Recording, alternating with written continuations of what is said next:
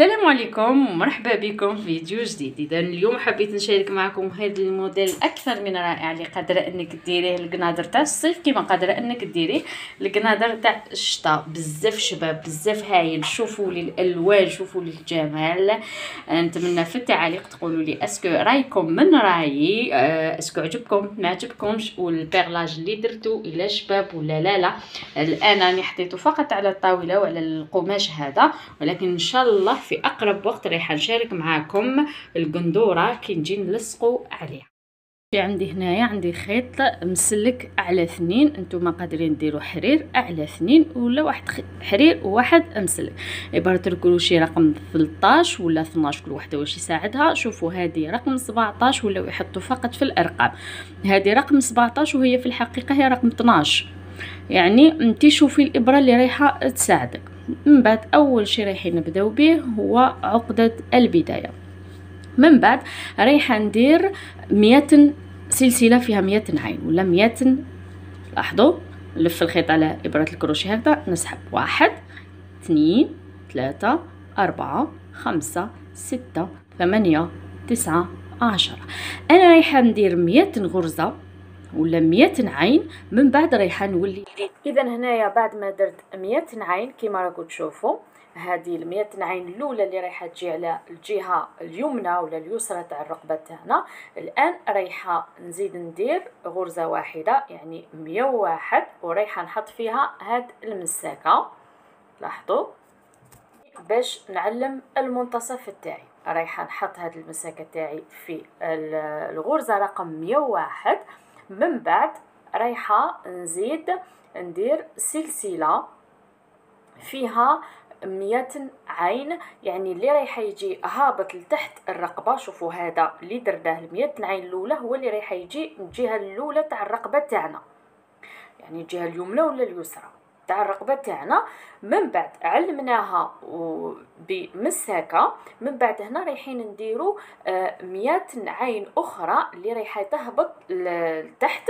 هنا اللي يهبط لتحت يعني انت تخيري شحال حبيتي مثلا يجي كيما انا درت 110، حبيتي ديريه صغير فقط ديري 80، حبيتي ديري 90، يعني انت اللي رايحه تتحكمي في الطول تاع الكول تاعك شحال حبيتيه يهبط لك من تحت الرقبه هكذا.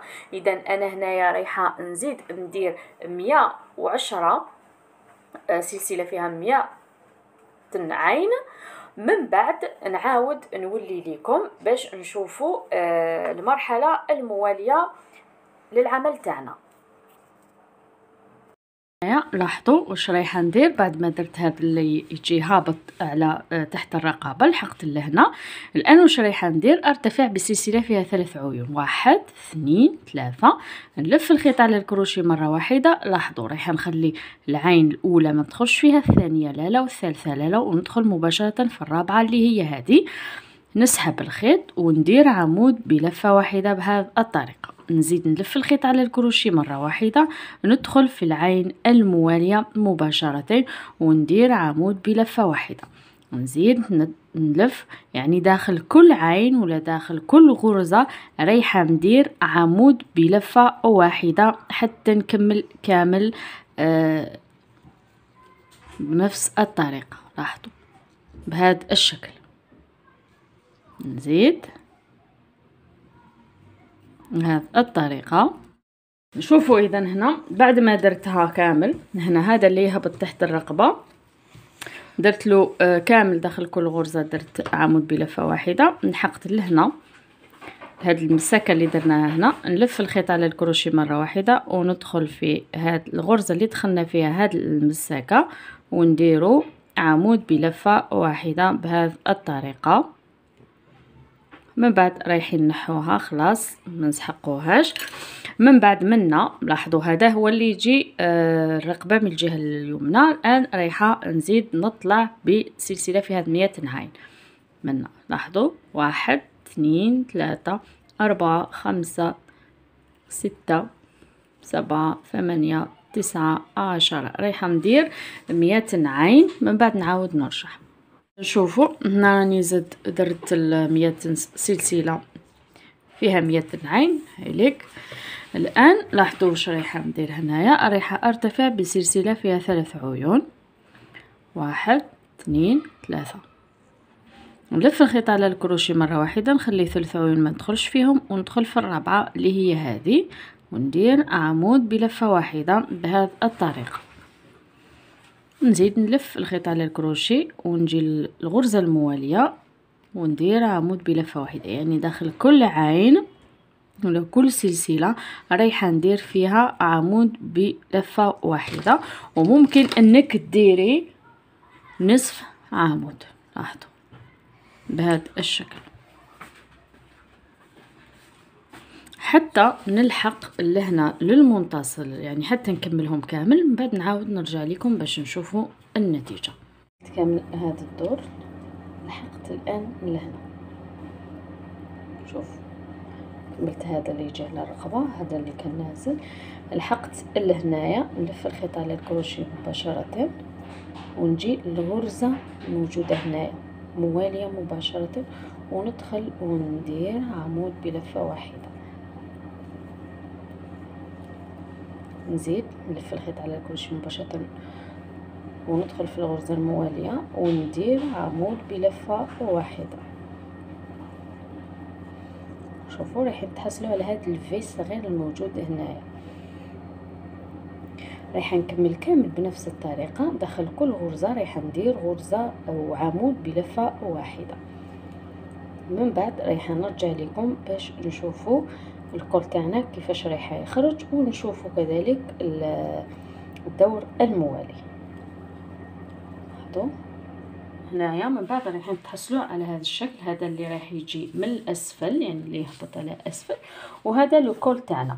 بالنسبه كما شفتوا انا هنايا درت 110 وهنا درت 100 وهنا 100.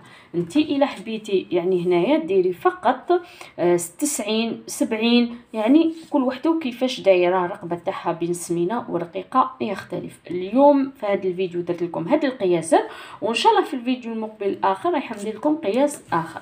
الان نقلب العمل، شوفوا واش رايحه ندير.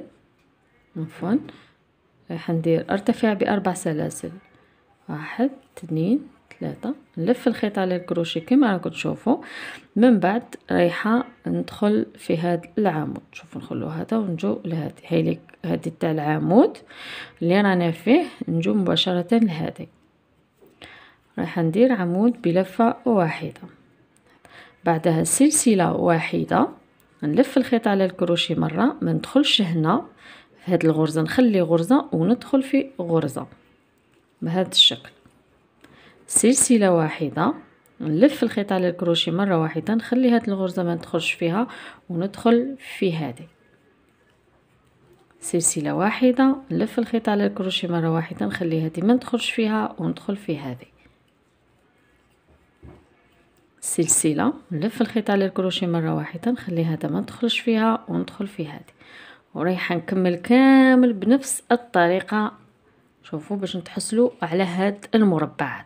لحقنا للاسفل كامل، هذا اللي يجي يعني اللي يهبط مع القلدوره تاعنا، هذا لحقنا للمنتصف هذا. شوفوا الان هنا واش رايحين نديروا.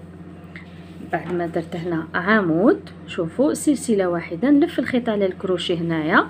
من بعد شفتوا هذا العمود الموجود هنا، لاحظوا شفتوا هذا العمود الموجود هنا، ندخل فيه وندير عمود بلفه واحده، سلسله، نلف الخيط على الكروشي مره واحده، نزيد ندير عمود بلفه واحده، بعدها سلسله، نلف الخيط على الكروشي مره واحده، وندخل هنا في اول عمود يصادفني اللي هو هذا، لاحظوا، وندير عمود بلفه واحده، بعدها سلسله، نلف الخيط على الكروشي مره واحده، نخلي عين ما ندخلش فيها وندخل في العين المواليه بهذا الشكل. لاحظوا نفس الشيء، سلسله، نلف الخيط على الكروشي مره واحده، نخلي عين ما ندخلش فيها وندخل في العين المواليه مباشره. رايحه نكمل بنفس الطريقه باش ما يجيناش الفيديو طويل، ومن بعد نعاود نرجع. دورت كامل على لو كول تاعي بهذه الطريقه، يعني بهذه المكعبات ولا بهذه المربعات. اذا نلاحظوا هنايا بعد ما دورت كامل، هذا اللي جيت من الاسفل، بعد ما دورت كامل على الكول تاعي بهذه الطريقه كما راكم تشوفوا بهذا الشكل. الان هنايا لحقت الاخير هنا. واش رايحه ندير؟ لاحظوا رايحه ارتفع بثلاث سلاسل، 1 2 3. نقلب العمل، نلفه وندخل في هذا المربع. لاحظوا هذا المربع وندير عمود بلفه واحده داخله. من بعد نلف الخيط على الكروشيه مره واحده وندير هنايا فوق هذا العمود ندير عمود بلفه واحده هكذا. نلف الخيط على الكروشيه ومن بعد داخل المربع ولا داخل هذا الفراغ ندير عمود بلفه واحده. نعاود نلف الخيط على الكروشيه مره واحده وفوق العمود، لاحظوا فوق العمود ندير عمود بلفه واحده هكذا. نلف الخيط على الكروشيه مره واحده ونجي لهنا لهذا الفراغ كذلك ندخل ندير عمود بلفه واحده هكذا بهذا الشكل ونلف الخيط على الكروشيه بعدها فوق العمود. يعني داخل الفراغ ندير عمود وفوق العمود ندير عمود هكذا. حنكمل كامل بنفس الطريقه. من بعد نعاودو نرجعوا للخطوه المواليه. حنزيد معكم شويه. شوفوا نلف الخيط على الكروشيه مره واحده، ندخل هنا في داخل هذا المربع مباشره وندير عمود بلفه واحده. بعدها نلف الخيط على الكروشيه كذلك مرة ثانية ونجي لهنا فوق هذا العمود اللي هو هذا، ندخل وندير عمود بلفة واحدة. نلف داخل الفراغ هذا ندير عمود بلفة واحدة، نلف فوق العمود. شوفوا اذا الكول تاعي بعد ما كملت هذاك الدور هو رايح يجيكم بهذا الشكل. لاحظوا هذا من بعد هذا اللي يهبط. شوفوا نتوما حبيتوا من بعد حبيتوا تركبوها على القندوره تاعكم بشكل دائري ولا تحبوا تركبوه على شكل في. شوفوا اذا هنايا وين لحقت بعد ما كنا. اول شيء رايحه ارتفع بسلسله فيها 3 عيون، 1 2 3. نقلب العمل، نلف الخيط على الكروشي ونديرو فوق. شوفوا هذا ماشي في هذه الغرزه اللي رايحه ندير العمود وانما هنا نديرو 4 اعمده بلفه واحده. لاحظوا العمود الاول، العمود الثاني، العمود الثالث والعمود الرابع بهذا الشكل. تحصلوا على هذا الشكل. بعدها راح ارتفع ب10 سلاسل، 1 2 3 4 5 6 7 8 9 10 بهذه الطريقة. بعدها راح نحسب هنايا وندخلوا في الفراغ العاشر نديروا غرزة حشو. لاحظوا مليح هنا اول شيء رايحه ارتفع بسلسله فيها 3 عيون، 1 2 3.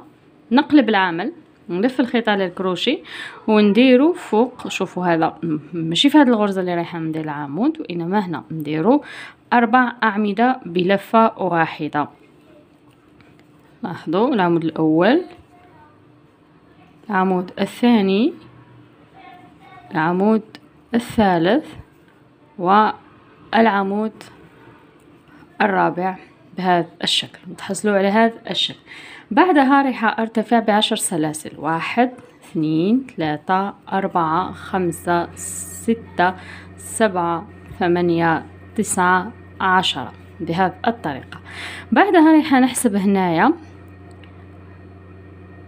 وندخلوا في الفراغ العاشر نديروا غرزة حشو. لاحظوا مليح هنا بعد إذا ارتفعت بسلسلة فيها 10 عيون. شوفوا إذا نحسبوا هنا 1 2 3 4 5 6 7 8 9 وفي الفراغ العاشر لاحظوا نعاود ارتفعت ب10 سلاسل. بعدها شوفوا 1 2 3 4 5 6 7 8 9 10. في هذا الفراغ رقم 10 رايح ندخل إبرة الكروشيه نسحب الخيط وندير غرزة حشو بهذه الطريقة. بعدها أقلب العمل مباشرة بهذا الشكل ورايح ندير 12 غرزة حشو هنا. شوفوا ندخل إبرة الكروشيه هنا في هذا الفراغ وندير غرزة حشو الأولى، غرزة الحشو الثانية، غرزة الحشو الثالثة، غرزة الحشو الرابعة حتى ندير 12 غرزة حشو. بعدها شوفوا بعد ما درت 12 غرزة حشو في هذا، شوفوا هنا العمود الأول اللي هو هذا، لاحظوا رايحة ندخل إبرة الكروشيه هنا، لاحظوا، ورايحة ندير غرزة حشو بهذا الشكل، ثم ارتفع بثلاث سلاسل، 1 2 2 3، ونقلب العمل بهذا الشكل. رايحة نلف الخيط على الكروشيه مرة واحدة، ورايحة نجي ندير 4 أعمدة. رايحة ندير هنا، شوفوا ما رايحاش ندخل في هذه وإنما في هذه ندير 4 أعمدة بلفة واحدة فوق غرز الحشو هادو. هايليك هنا العمود الثاني، العمود الثالث، والعمود الرابع بهذا الشكل. بعدها ندير 10 سلاسل، 1 2 3 4 5 6، ورايحة نجي لهنا المكان اللي درنا هذه هنايا، نفس المكان، شوفوا لاحظوا مليح هنا لنفس المكان تاع هذه هنا، ورايحة ندير غرزة حشو. بعدها اقلب العمل بهذا الشكل وندير 12 غرزة حشو فوق هذا، لاحظوا هاي لي غرزة الحشو الأولى، 1 2 3 4 5 6. إذا لاحظوا درت 12 غرزة حشو هنا في هذا الفراغ، ومن بعد شوفوا العمود الأول اللي هو هذا رايحة ندخل فيه كذلك وندير غرزة حشو بهذا الشكل. بعدها ارتفع بسلسلة فيها 3 عيون، 1 2 3، بهذه الطريقة. نقلب العمل بهذا الشكل، نلف الخيط على الكروشيه مرة واحدة وندير فوق غرز الحشو هادو 4 أعمدة بلفة واحدة. شوفوا هذه ما نديرش فيها وإنما ندير في هذه، يعني باعتبار 3 سلاسل الأولى اللي ارتفعنا بهم هو العمود الخامس، العمود الأول، العمود الثاني، العمود الثالث، والعمود الرابع بهذا الشكل. بعدها ارتفع بسلسلة فيها 10 عيون، 1 2 3 4. بعد ما ارتفعت 10 سلاسل أخرى رايحين نجو لنفس الفراغ اللي هو هذا، لاحظوا نفس الفراغ، دائما ندخلوا في نفس الفراغ وندير غرزة حشو بهذه الطريقة. نقلب العمل ورايحة ندير فوقها 12 غرزة حشو كما درت في هذا. ندخل هنا ونسحب الخيط، هاي لي غرزة الحشو الأولى، غرزة حشو الثانية، غرزة حشو الثالثة، غرزة حشو الرابعة. بعد ما درت 12 غرزة حشو فوق هاد السلاسل 10، الآن رايحة نجي للعمود الأول اللي هو هذا، العمود الأول اللي هو هذا ندخل فيه وندير غرزة حشو. بعدها ارتفع بسلسلة فيها 3 عيون، 1 2 3. نقلب العمل هنا ونلف الخيط على الكروشيه مرة واحدة، ولاحظوا وندير 4 أعمدة بلفة واحدة فوق غرز الحشو هادو. لاحظوا ما رايحاش ندخل في هذه وإنما ندخل في هذه. لاحظوا غرزة عمود الأول باعتبار 3 سلاسل اللي ارتفعنا بهم هو العمود الخامس، 3 4 و5. ونفس الشيء رايحة ارتفع بسلسلة فيها 10 عيون، 1 2 3 4 5 6 7 8 9 10. ودائما نجو لنفس الفراغ اللي هو هذا ونديرو غرزة حشو بهذه الطريقة. نقلب العمل بهذا الشكل وندير 12 غرزة حشو هنا، 1. أنا بعد ما درت 12 غرزة حشو إذا نفس الشيء نجو للعمود الأول اللي هو هذا ندخلو فيه، ندخلو هنا ونديرو غرزة حشو. نرتفع بسلسلة فيها 3 عيون، 1 2 3 3.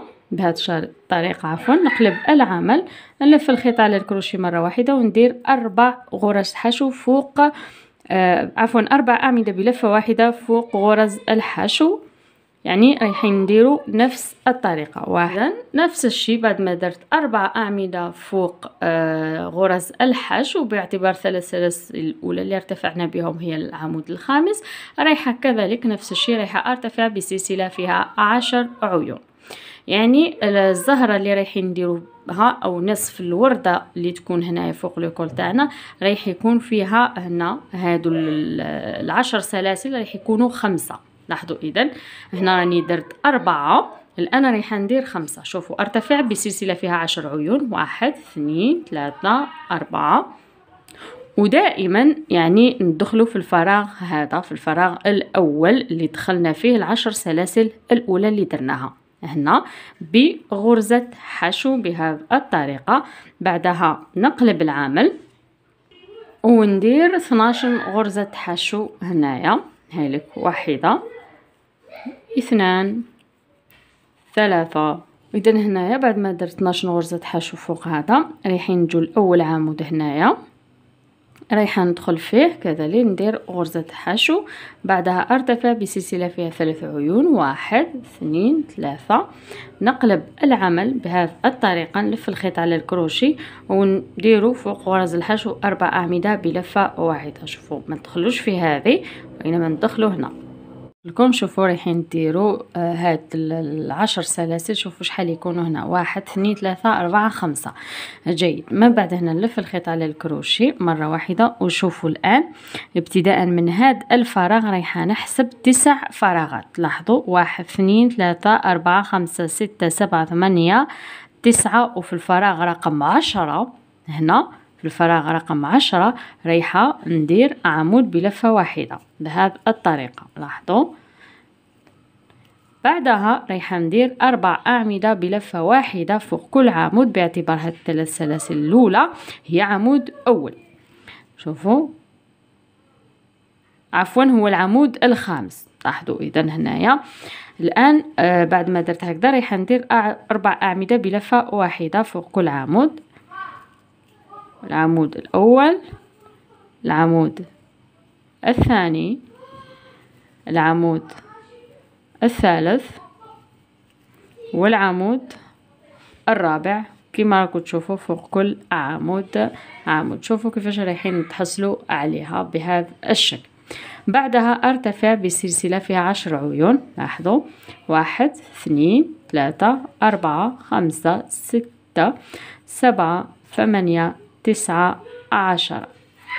ورايحة الآن هنا رايحة نحسب 9 أعمدة، وفي العمود رقم 10 رايح ندخل بغرزة الحشو. لاحظوا مليح هنايا 1 2 3 4 5 6 7 8 9 و10 هنا غرزة حشو. بعدها اقلب العمل ورايحه ندير 12 غرزة حشو فوق هذه، يعني بنفس الطريقة كما درنا في هذه. رايحه ندير 12 غرزة حشو، 12 غرزة حشو في هاد 10 سلاسل اللي درناهم، يعني رايحين نتبعوا نفس الطريقة كما درنا في هذه. لاحظوا العمود الأول اللي هو هذا اللي قابلني مباشرة ندير فيه غرزة حشو، بعدها ارتفع بسلسلة فيها 3 عيون، 1 2 3. اقلب العمل ورايحه ندير 4 أعمدة بلفة واحدة فوق غرز الحشو هادو اللي درناهم. هوليك العمود الأول، العمود الثاني، العمود الثالث،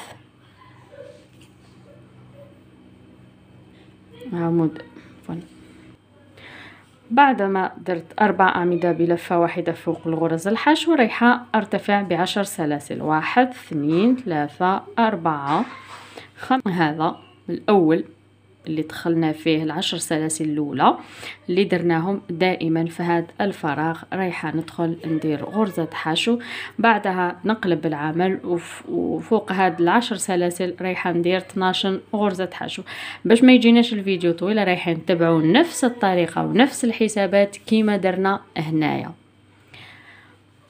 واذا هنا البنات شوفوا هذا لو كول بعد ما درت كامل هذه الجهه، شوفوا من بعد لحقت لهنا هذا المنتصف اللي يجي هابط على القندوره هذا. شوفوا كيفاش درت هنا، يعني راح لي المقطع ما صورتش معاكم. شوفوا اذا هنا كي درت هذه وشفتوا روحي يعني لاحقه هنايا الوسط، حسبت شحال قعد لي هنايا باش لازم تحددوا المنتصف باش هذه الزهره تجيكم في المنتصف. شوفوا هنا شحال درت، ما درتش كيما هنايا 4 أعمدة، درت فقط عمود واحد. شوفوا هذاك العمود الاول اللي نلصقوا به ولا نهبطوا به هاد النصف ورده هنا، من بعد زدت درت عمود اخر فقط. شوفوا شحال من اعمده كاين هنايا. هذا في حاله ما اذا درتوا الحساب كما درت انا، ولكن زعما الا درتوا هذا اللي يهبط اسفل القندوره ما درتوش كما انا 110 عين، نتوما ديروا عينكم هي ميزانكم كي تلحقوا لهنا باش تجيكم هاد الورده اللي هنايا في المنتصف. من بعد انا درت هكذا ودرت حسابي باش يقعدوا لي هنايا 10 غرز. شوفوا باش يقعدوا لي هنا 9 وفي العاشره ندخل باش ندير الزهره اللي تجي في وسط الكول تاعنا. وهاد الزهره اللي رايحه تجي في الوسط الكول بطبيعه الحال ما رايحاش تكون كيما هذه فيها 5 بتلات، 1 2 3 4 5، وانما لازم شوفوا درت هنا اول 1 2 3 4 5 6 7 ورايحه نزيد 8 باش كي نجي يعني تتكسل هنا ما تجيناش هكذا. شوفوا وكان نكسلها هكذا راني درت فيها غير 7 ما رايحاش تجيني هكا مقببه. لذلك دوك رايحه نزيد ندير واحده اخرى ونفس الحسابات كيما هادو. انا ما حبيتش يعني نشارك معاكم نفس الشيء باش ما يجيناش الفيديو طويل، ولكن كما قلت لكم نعاود ونكرر انه كي تجوا تلحقوا لهنا للاخير يعني المنتصف هنا لازم ديروا حسابكم. شوفوا هنايا لو كان درت 4 أعمدة هنا رايحين يقعدوا لي حوالي 5 غرز فقط. لذلك انا درت حسابي نقصت هنا درت غير 2 أعمدة وما درتش 4 كيما هنايا. من بعد الزهره تاعكم اللي رايحه تكون هنايا ما رايحاش تكون ب4 بتلات ولا هذول 10 سناسل، يعني ما نكروهمش 5 مرات فقط، وانما رايحين نكروهم 8 مرات حتى تشوفوا باللي الزهره كي تجي يعني تعقدوها هنا فوق لو كول ما رايحاش تجيكم هكذا بهذا الشكل. 1 2 3 4 5 6 7 8 9. من بعد شوفوا اذا هنايا رايحه نحاول اني ندير كيما هنايا، يعني ندير غير 2 أعمدة هذو هنايا باش يجينا العمل تاعنا كامل، يعني كل نصف زهره تقابلها نصف زهره اخرى. شوفوا اذا نلف الخيط على الكروشي مره واحده بهذا الشكل. من بعد نحسب 10 غرز، يعني هاي ليك الاولى عفوا شوفوا معايا مليح، هاي ليك الغرزه هذه الاولى ما ندخلش فيها 1 2 3 عفوا 1 2 3 4 5 6 7 8 9 10 ورايحه ندخل في هذه. شوفوا جاو متقابلين. من بعد ندير هاوليك عمود بلفه واحده، نزيد نلف الخيط على الكروشيه مره واحده ونزيد ندير عمود بلفه واحده في الغرزه المواليه اللي هي هذه. لاحظوا اللي هي هذه بهذا الشكل. لو كان ندير 4 عفوا وكان ندير 4 يعني رايحه نفوت هذه الزهره ما رايحاش يجوا متقابلين. شوفوا بهذا الشكل. هاي لك هنا درت غير 2 وهنا درت غير 2، ولكن كي نجوا نديروا هادو الاخرين رايحين نكملوا بنفس الحساب هكذا بهذا الشكل. بعدها رايحه ارتفع ب10 سلاسل. 1 عفوا 1 2 3 4 5 6 7 8 9 10 رايحه ندير نفس العمل. رايحه نحسب 4 غرز وفي عفوا 10 غرز ندخلوا في عفوا 9 غرز وال10 ندخلوا فيها. لاحظوا اذا مليح هنايا 1 2 3 4 5 6 7 8 9 في الغرزه رقم 10 هنا رايحه ندير غرزه حشو. من بعد رايحه نقلب العمل بهذا الشكل وندير تناص غرزه حشو وهنا، يعني نفس الحسابات اللي درناهم. انا باش ما يجينيش الفيديو طويل رايحه نحبس معكم هنا، من بعد رايحه نولي معكم. شوفوا اذا النهايه والنتيجه اللي رايحين تتحصلوا عليها كي تكملوا كامل الكوليه تاعكم، تحددوه تجوزوا عليه لحديد بهذا الشكل. شوفوا اذا النتيجه بزاف شابه بزاف هايله. شوفوا انا هذا الكوليه رايحه نديرو على القندوره في هذا اللون البنفسجي الجميل مع هذا البيغلاج. انتم قولوا لي يعني البيغلاج ولا العقاش رايح يقعد لكم اختياري. شوفوا وقولوا لي الى عجبكم هذا الكولي. في الاخير نتمنى انكم تتابعوا الفيديو ما تراثيوش ولا لحظه باش ينجح معكم. هو موديل سهل خفيف ظريف كما راكم تشوفوا، ونتمنى انكم تنجحوا فيه. نتمنى تخلوا لي تعاليق شابين، واللي ماشي مشتركين نتمنى انهم يشتركوا معايا في القناه. سلام الله عليكم.